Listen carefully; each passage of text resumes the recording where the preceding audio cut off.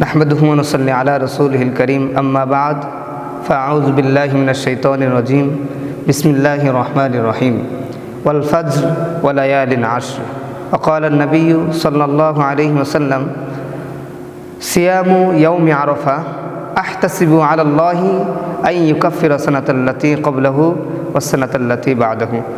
सम्मानित मुस्लिम भाई बोनेरा, আমরা জিলহজ মাসে আগমন করেছি। আল্লাহ তাআলা আমাদেরকে হায়াত দিয়েছে। তো এই জিলহজ মাসের অনেকগুলো ফজিলত আছে। বিশেষ করে আমাদের আগামী ৯ জিলহজ অর্থাৎ আরাফার দিন, এই দিনটা আল্লাহ তাআলার কাছে সারা বছরের মধ্যে সবচাইতে উত্তম দিন। আল্লাহ তাআলা তার কোরআনের মধ্যে বলেন, ওয়াল ফজর, ফজরের কসম, ওয়া লায়ালিন আশর, 10 রাত্রির কসম। একটা বছরের মধ্যে সবচাইতে দামি, সবচাইতে ফজিলতপূর্ণ দিনগুলো হলো জিলহজের 1 থেকে 10 তারিখ পর্যন্ত।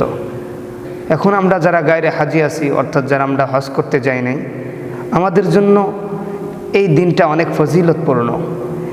আল্লাহ তাআলার রাসূল সাল্লাল্লাহু আলাইহি ওয়াসাল্লাম জিলহজের 1 থেকে 9 তারিখ পর্যন্ত রোজা রাখতেন, তাওবা ইস্তেগফার করতেন, আল্লাহর কাছে ক্ষমা চাইতেন, দান সদকা বেশি বেশি করতেন। তো যেটা বিষয় হলো, যে কথাটা আমি আপনাদেরকে বলতে চাই সেটা হলো জিলহজের 9 তারিখ অর্থাৎ আরাফার দিন, এটা আল্লাহর কাছে অনেক প্রিয়, অনেক দামি একটা দিন। এই জন্য জিলহজের 9 তারিখ পড়বে আমাদের আগামী বুধবার। সম্মানিত মুসলিম ভাই বোনেরা, যে কথা আমি বলতে চাই আপনাদেরকে সেটা হলো যে আমরা 2টা আমল করব। 1 নাম্বার কি, আরাফার দিন অর্থাৎ 9 জিলহজ আমরা ফজর থেকে তাকবীরে তাশরিক শুরু করে দিব আমল।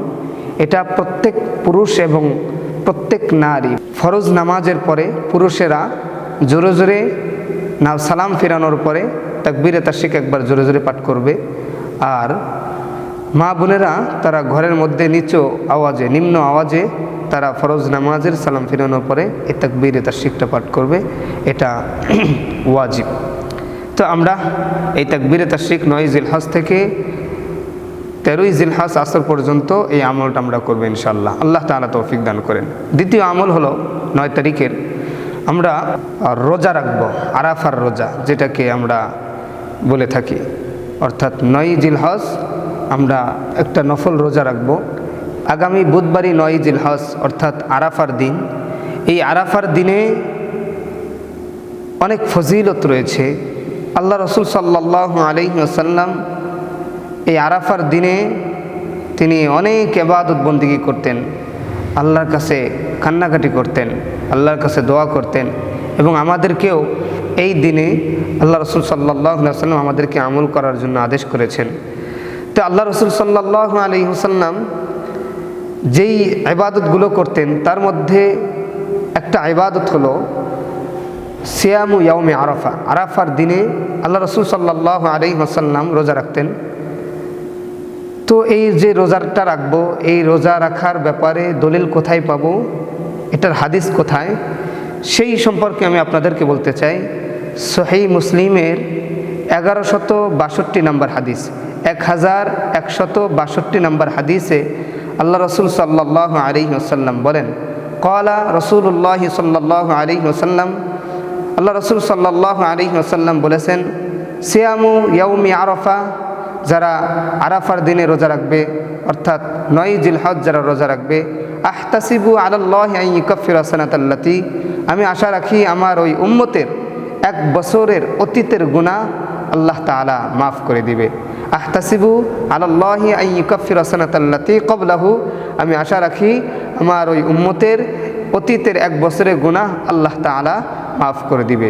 ওয়াসসানাতাল্লাতি বাদাহু, এবং আমি আরও আশা রাখি আমার ওই উম্মতের আগামী 1 বছরের গুনাহও আল্লাহ তাআলা মাফ করে দিবে। সম্মানিত মুসলিম ভাই বোনেরা, এই হাদিস থেকে বুঝতে পারলাম কি, এই হাদিস থেকে আপনি এটাই বুঝে নিতে হবে, আপনি এটাই বুঝতে পারলাম যে আপনি যদি 9 জিলহজ অর্থাৎ আরাফার দিনে যদি আপনি রোজা রাখি, তাহলে আল্লাহ তাআলা আপনাকে 2 বছরের গুনাহ মাফ করবে। 1 বছর হলো অতীতের আর একটা হলো সামনের। মোট 2 বছরের গুনাহ আল্লাহ রাব্বুল আলামিন আমাদের আমলনামা থেকে মাফ করে দিবে। সুবহানাল্লাহি বিহামদিহি। এই জন্য আমরা সকলেই চেষ্টা করব 9 জিলহজ আরাফার রোজা রাখার চেষ্টা করব। আর এই হুকুমটা হলো যারা গায়রে হাজি, যারা হজ করতে যায় নাই তাদের জন্য এই আমলটা। এই জন্য আমরা যারা হজ করতে যাইতে পারি নাই, আল্লাহ আমাদেরকে কবুল করে নাই, আমরা আরাফার দিনে 9 জিলহজ আমরা এই নফল রোজাটা রাখার চেষ্টা করব। আল্লাহ তাআলা তৌফিক দান করেন, আমিন।